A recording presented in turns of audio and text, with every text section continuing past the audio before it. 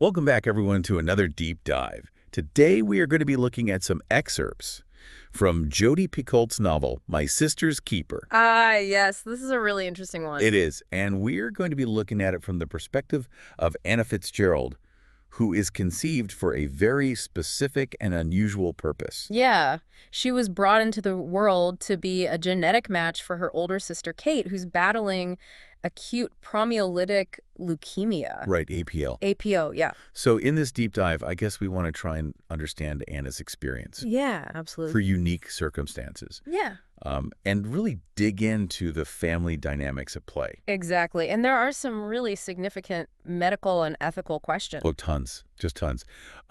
So right off the bat, something that struck me was how Anna views her own birth. Oh, yeah, She doesn't see it as, an accident, right. not a byproduct of a cheap bottle of wine, she puts it. Right, right. She very clearly states that she was born for a specific purpose, Yeah, to save Kate. to save Kate. Yeah. And when Anna, who, by the way, the book describes as this great disbeliever, directly asks her parents about this, Yeah, they confirm it. they do. They don't try to sugarcoat it. They explain how she was chosen as an embryo because she was a perfect genetic match. Exactly. And her mother even says, "We loved you even more because we knew exactly what we were getting." Oh, wow. I mean, what do you make of that? Well, that's a loaded statement, isn't it? It is, I mean, it kind of suggests that their love for her was almost predetermined. like, conditional. Yeah, conditional, dependent on whether she could actually help Kate. Right, so from the very beginning, Anna's existence is kind of overshadowed by her sister's illness. Absolutely. And it really shapes her whole identity, doesn't it? It does. And as we get these glimpses into the Fitzgerald family life, we can see that Kate's health is everything. Yeah. Everything revolves around her. It dictates everything. The mother's calendar is constantly being rewritten at the slightest sign that Kate might be unwell, Oh, wow. even just a bruise or a nosebleed. Yeah, any little thing. And then there's this interesting detail. The mother orders all these really fancy dresses from bluefly.com, Oh, yeah. but for events that never actually happen. Interesting. So it's like she's escaping into this online world Yes. where everything's perfect and glamorous. Trying to find some normalcy Right. that she just doesn't have in her real life. Yeah, and it really emphasizes how normal in their household is totally defined by Kate's health, Yeah. which you can imagine creates this constant anxiety. Oh, absolutely. And there's this one moment that really stood out to me. Mhm. Anna tries to tell her mother something, but her mother's completely distracted. She thinks she hears something from the doorway and immediately assumes it's Kate. Right. Anna says, "I didn't hear anything," Yeah. but her mother doesn't even acknowledge her. So it's like Anna's concerns are completely secondary Yes, to Kate's well-being. exactly. It's like the world shrinks down to just Kate's immediate needs. Right, and that dynamic really reinforces this hierarchy within the family, It does, where Kate's needs are always paramount. always. Yeah. And then we get to see Kate through Anna's eyes. Yeah. It's interesting because Anna's actually taller than her older sister, Really? even though she's younger. Huh. Sometimes people even mix them up and think Anna's the older one. Oh, wow. And we see that Kate finds comfort in these soap operas. Oh. The characters, Callahan, Wyatt, Liam, and now Preston, Mm-hmm. and all their dramatic storylines, like there's this whole kidnapping plot. Yeah. So it's almost like she's finding a sense of stability in these fictional lives. Right, because her own life is so unpredictable. Exactly. She's craving that normalcy. And there's this one exchange that I think really captures their sibling dynamic. Anna makes a sarcastic comment about Preston looking like he's made of plastic. Oh, yeah. And Kate teases her right back, saying that Anna was whispering his name into her pillow the night before. Classic sibling banter. It is. And, Kate's also very aware of the preferential treatment she gets. Mm. She acknowledges that there's always a reason. Because she's sick. Right. Or because she's older. Right. It's just, how it is. So she understands the dynamics at play. Yeah. And then there's Jesse, the older brother. Yeah. He kind of exists in the background of all of this. Right. His room is described as this complete mess, Uh-huh. which is a stark contrast to the very organized environment around Kate. I see. But he has this intriguing special collection of hood ornaments, a Jaguar, a Mercedes, a Mustang. Oh, that's interesting. And it's mentioned that while their parents do care about Jesse and his problems, they don't really have the capacity to deal with them. Right, because Kate's illness consumes all their energy. Exactly. It's like he's another casualty, in a way. He is, of Kate's illness. And we also learn about this strange contraption he's built. Really? A crock pot with a condensing coil. It's kind of unclear exactly what he's doing with it, but it suggests that he's quite bright. Yeah, or maybe a little bit mischievous. And then Anna goes to Jesse for help. She shows him these newspaper clippings that seem to relate to her situation. And Jesse just gives her this knowing look and says, "Welcome to the dark side." Wow, what do you think he meant by that? It seems like he understands what she's going through. Yeah. This feeling of being marginalized, of being overlooked. Right, maybe he feels it too. Maybe. And this leads us to the major turning point in the story. Anna's decision to seek out a lawyer. Okay. Campbell Alexander. Campbell Alexander. We get this pretty vivid description of him. And initially, he's really reluctant to take on her case. He says, "It's exactly the kind of case I avoid like the Black Plague." Oh, wow. But then Anna states her intention very plainly. And what does she say? "I want to sue them for the rights to my own body." Wow. And this is when Campbell starts to think about those people who are backed into a corner, Yeah. those who feel they have no other option but to take such a drastic step. Right. And then he finally asks Anna for her name, which I think signifies a shift in his thinking. Yeah, like he's starting to take her seriously. He's decided to hear her out. And we learn more about why she wants to do this. Okay. She feels like her parents only pay attention to her when they need something from her. Like her blood. Yeah, or some other biological component for Kate. Right. She even says that she wouldn't be alive if Kate weren't sick. Oh, wow. It's a really heavy thought. It is. And she uses this phrase, "heir and a spare," Oh, gosh. to describe her situation. So she feels like she's just a backup plan. Yeah.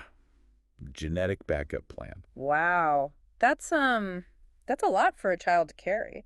It is. And, this feeling of being secondary is a big part of what leads to her decision to sue her parents. She wants control over her own body. Exactly. She wants the right to choose. Yeah.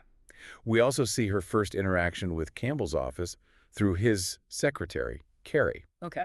Carrie mentions that Anna's mother has called multiple times. Oh, trying to stop this. But Campbell just ignores her. And Anna leaves her number. She does. And it kind of sets the stage for the legal battle to come. Right, because it's clear the parents are going to fight this. Oh, yeah. And there are these little moments throughout these early passages that really foreshadow the seriousness of Kate's condition. There's this one where Jesse presses on a bruise on Kate's spine and she cries out in pain. Oh, wow.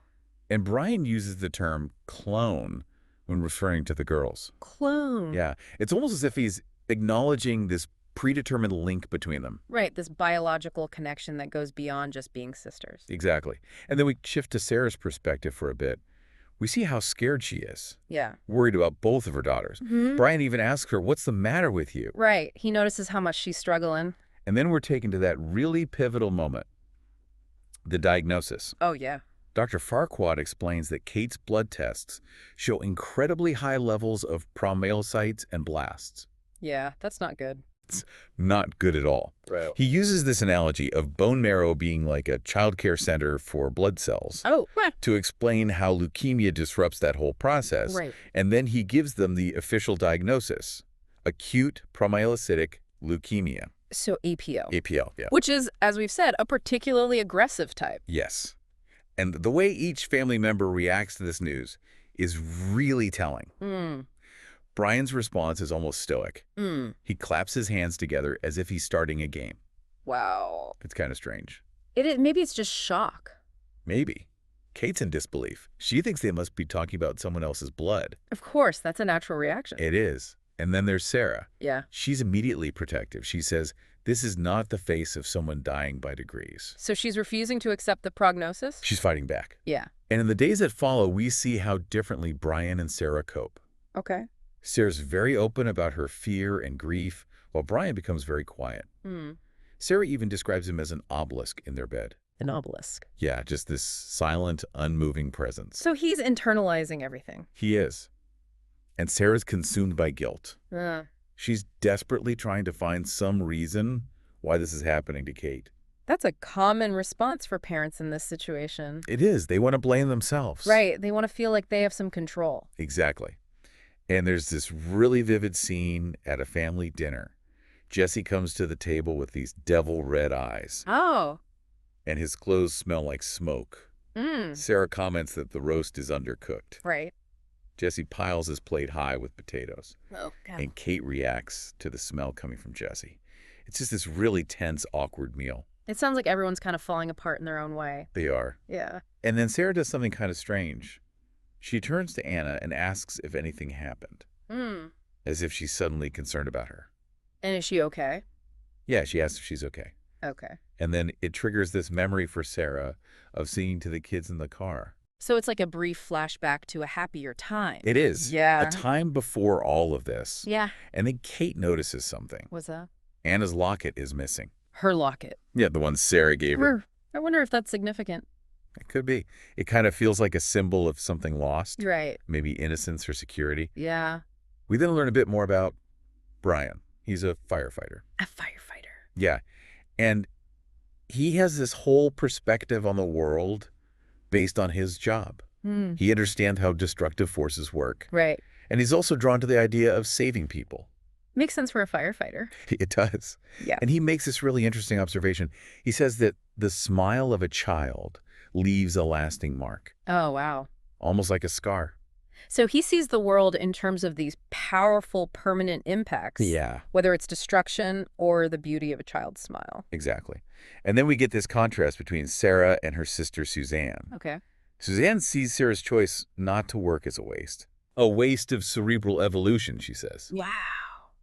But Sarah's perfectly content with being a mother. Right. It's her identity. It is. And it's being challenged in a really profound way now It is. with Kate's illness. Yeah. And we finally learn Anna's full name. Oh, what is it? Andromeda. Andromeda. And the book draws a parallel to the Greek myth. Oh, yeah. Princess Andromeda chained to a rock as a sacrifice. Wow. It's a pretty heavy metaphor. It is. And it really underscores Anna's own feelings about her situation. Yeah, the sense of being sacrificed for her sister. Right. And then Brian starts noticing how Anna's growing up. Hmm. Her physical development, a new grace in her movements. It's like a reminder that life goes on. It does, Yeah. even amidst all of this chaos. Yeah. And in a really touching scene, Anna goes up to the roof to talk to Brian. Okay. And he tells her the story of Vega and Orpheus. Ah, the myth. The story of love and loss. Right. It's a really tender moment between them. Yeah, a moment of connection. And then things take a dramatic turn. Hmm. Anna runs away with Jesse. She runs away. Yeah, she makes a collect call to him, and then they just take off. Wow. The police are notified. Oh, gosh. Jesse's driving recklessly at first, but then he slows down. Okay. And Anna makes this sarcastic comment about paging their dad being a cardinal sin. Right, because the last time they did that, it was for Kate's diagnosis. Exactly. Yeah. It just highlights how everything revolves around Kate's illness. Yeah, and it's understandable that Anna feels suffocated. Absolutely. And when they get back, Sarah's furious, Of course. but also incredibly worried. Yeah, She sends Kate upstairs and then confronts Anna. right. She's trying to manage the situation as best she can. She is. But inside, Anna's having these really dark thoughts. She even considers hurting Kate. Oh my gosh. And then she asks herself how that would be any different from what she's already being forced to do. Wow. That's a lot to process. It is. It shows just how much she's struggling. Yeah. And I think it speaks to this deep resentment that she feels. Absolutely. Then, Sarah's other sister, Zan, comes back to help. Okay. And Anna immediately feels a connection with her. She calls her a built-in best friend. So maybe she's finding some solace outside of the immediate family. I think so. Yeah. Someone who understands her. Yeah. And then we get this really in-depth look at the realities of leukemia treatment. Okay. The family meets with doctors and nurses. Right. And it's actually the nurses who give the most straightforward information. They talk about the grim prognosis of APL, Right. how it's resistant to chemotherapy. Yeah. And the chemotherapy itself is just brutal. What do they say about it? Nausea, vomiting, hair loss, Oh, gosh. and the potential for infections and developmental delays. Oh, and the treatment plan is really long term. It is. It's this incredibly grueling process. Yeah. And unfortunately, Kate has a really bad reaction to the first round of chemo. She does. She gets violently sick within hours. Oh. But it's Brian who steps up as the caregiver. Oh, that's interesting. He's surprisingly efficient and capable. So maybe he's not as averse to illness as he seems. Maybe not. And then the focus shifts to finding a bone marrow donor for Kate. Okay. Dr. Chance explains that the odds of finding a match in the registry are very low, Right. and the alternative is basically just keeping Kate alive until there's some kind of medical breakthrough. So it's not a very hopeful outlook. Not at all. And Brian just explodes. He gets angry. Yeah. He lashes out at Jesse. Oh, wow. And Jesse asks, is Daddy sick too? Oh, no. It's heartbreaking. And Sarah tries to comfort him by saying, we're all going to be fine. But it's clear that they're not. No, they're not. And things get even worse when Kate develops a post-chemo infection. What kind of infection? It's called nadir sepsis. Nadir sepsis. Yeah. It's really serious. So her immune system is incredibly weak. Right. And they have to do all these invasive procedures to figure out what's causing it and how to treat it. And Zan steps in to help. She does. She offers to sell her apartment to help cover the medical costs. Wow. And she moves in to help with Jesse and everything else. That's incredibly generous of her. It is. And then Sarah suggests something really shocking to Brian, What's that? having another baby. Another baby. Yeah, to potentially be a donor for Kate. Oh, wow. Brian's horrified at first. He sees it as replacing Kate. Right? But Sarah insists that it's not about that. It's about saving Kate. Right. Right, And, though? this is essentially what happened with Anna. Yeah, she was conceived for that purpose. And then Sarah tries to smooth things over with Campbell Alexander. Oh, about the lawsuit. Yeah. She calls him and tries to dismiss it as a misunderstanding. But Anna's right there during the call. Oh, wow. And Campbell's response is just, is that so? So he doesn't believe her? Not for a second. Okay. And Anna goes to see Campbell secretly. Without her mother knowing? Yeah. She says she couldn't tell her after what happened last night. I wonder what happened. We don't know yet. But Campbell tells Anna that she has to be honest with him. About everything. About everything. And then we get these glimpses into Campbell's personal life. Okay. There's this tense interaction with a woman named Izzy, which suggests they might have had a romantic relationship. Right. And then Julia Romano, who we'll meet later, calls Campbell asking for medical records. Interesting. It's kind of setting up these different relationships and dynamics. Yeah, and adding complexity to Campbell's character. Exactly. And then Anna tells Julia that she feels like they're on the same page. Like Julia understands her. And how does Julia respond? She just remains silent. Silent. Yeah, but it's a knowing silence. Oh, okay. So there's something unspoken there. There is. And then there's this description of a shelf in the Fitzgerald's living room covered in family photos. Okay. And it's like a visual representation of time passing. Right. All these changes they've gone through. Yeah. And then Anna tries to smoke a cigarette with Jesse, but she has a bad reaction to it. But Jesse tells her, you're not doing the wrong thing. Oh, so he's supportive of her rebellion. He is. But Anna disagrees. She does. Yeah, she says, I'm not doing the right thing either. Oh, so she's conflicted. Deeply conflicted. And all she really wants is to see Kate. To make sure she's okay. Right. And Jesse understands that. Yeah. And then we get this flashback to when they were kids. Right. Anna and Kate trying to do a simultaneous headstand. Oh, that's cute. And Anna thinks, normal people don't sit around thinking about dying. And Kate says, liar, everyone thinks about dying. Oh, wow. It's a really profound moment. It is, especially coming from Kate. Right. Because she's facing her own mortality. And then Anna sneaks into the hospital to see Kate. She does. How? Jesse helps her. Oh. It's actually a pretty elaborate plan. Really? Yeah. She ends up hiding in a linen closet. A linen closet. Yeah. Wow. Meanwhile, Sarah's at the hospital with Jesse. And she's mortified by his behavior. Oh. What's he doing? It's not really specified. Okay. But it's clear that he's not exactly being discreet. Right. And then Anna manages to get into Kate's room. Wow. And Kate's startled, of course. Yeah. But Anna tells her, I needed you to remember who I was. Oh, wow. It's a really powerful statement. It is. And then we shift to Brian.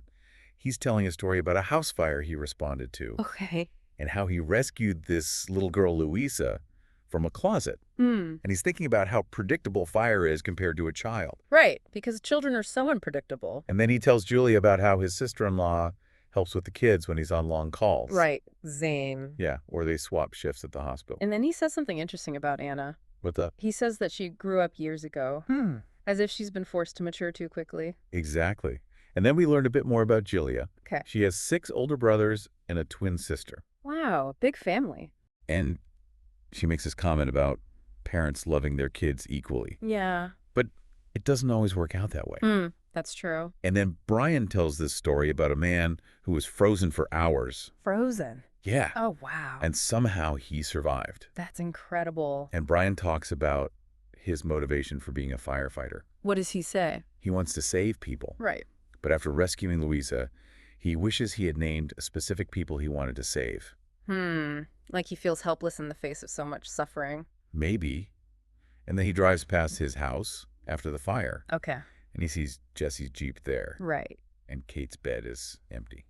So Anna's gone again. Yeah. And then there's this scene with Izzy and Julia. Okay. Izzy's teasing Julia about Campbell. Oh, like they're a couple. It's not clear yet. Okay. But Julia then has this flashback. Mm-hmm. She remembers wanting a different kind of attention from men. Right. And she's at a bar talking to the bartender, Seven. Seven. Yeah. And Seven says, nobody ever wants what they've got. That's quite a statement. It is. And then we see Anna at Brian's fire station. Okay. She's watching him work. And she asks this seemingly innocent question about a fire the previous night. Oh, is she trying to connect with him? Maybe. And then she has this moment of vulnerability with Julia. What happened? She asks, what if she hates me? Oh, talking about Kate. Yeah. Oh, she's really scared of losing her sister's love. She is. And then Seven, the bartender, offers his theory on love. Okay. He says, you never fall for the people you're supposed to. Like Romeo and Juliet. Yeah. And Julia thinks about her own past with Campbell. Oh, they had a relationship. It seems so. Okay. But he pulled away from her. And then Sarah tells Julia something really simple. What's that? I love both my daughters. Okay. But she says it as if it's a problem. A problem to be solved. Yeah. And Julia talks to Seven about true love. What does she say? She says it's felonious. Felonious? Yeah. Okay. Takes your breath away. Right. And steals your heart. Wow. And then we jump ahead 5 years. 5 years. Yeah. It's Kate's 11th birthday party. Okay. And Jesse makes this cynical comment about Kate not really being sick. Oh, wow. And Sarah understands his frustration. Yeah, he's been dealing with this for years. He has. And she realizes that there are no guarantees in life about anyone's future. And how's Kate doing at this point? Dr. Chance says she's maxed out on her current treatment. And a bone marrow transplant would be very risky. So they're running out of options. They are. And Sarah's feeling the weight of it all. Yeah. The constant burden of motherhood. Right. And Zan actually calls her out on it. She does. Yeah. She tells her she's a martyr, not a mother. Oh, wow. And Sarah asks, what's the difference? That's a good question. It is. And then Sarah finds Kate's goldfish, Hercules, dead. Oh. It's a small detail, but it feels symbolic. Right. Like another loss. Yeah. And then Anna's legal team files a motion Okay. for a temporary restraining order. A restraining order? Yeah. Wow. Against her parents. So what does that mean? It means she wants to be kicked out of the house. Right. Expert.